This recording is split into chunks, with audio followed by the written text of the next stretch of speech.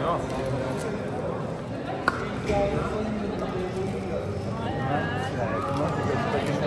Taip, labai. Ačiū. Kotryna, kaip savo rezultatus vertina?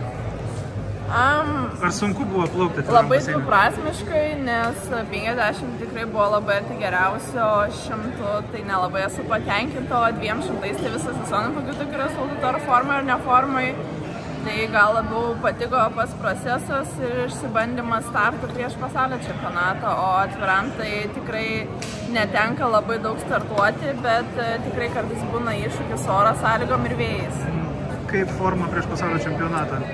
Aišku, pasikartosiu, sirgau prieš savaitę, tai tikrai buvo tokio kaip ir dviprasmiško vėl jausmo, tai dar tikrai reikės ir atsigauti po ligos ir pastiprinti ištvermę ir dar padirbėti. Kas dar laukia prieš pasaulio čempionatą?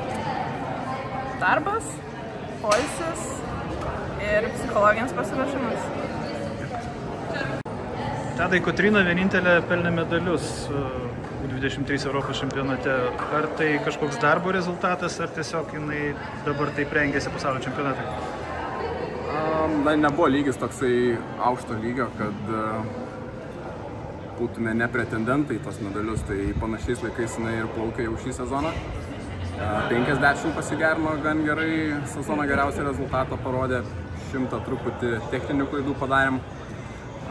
Bet panašiai ir planavom suplaukti, gal laiko klausimus, bet apie medalius kažkaip negalvojom, bet manau, kad slapčia tikėjomės. Ar bus kažkokių korekcijų per pasaulio čempionatą? Stengsimės jo, padarysim paskutinius patepimus ir manau, kad turėtų būti gerai. Sauliau, apskritai vertinimo šito čempionato U23, kiek jis buvo naudingais Lietuvai ir ar pateisinti lūkesčiai, tarkim taip?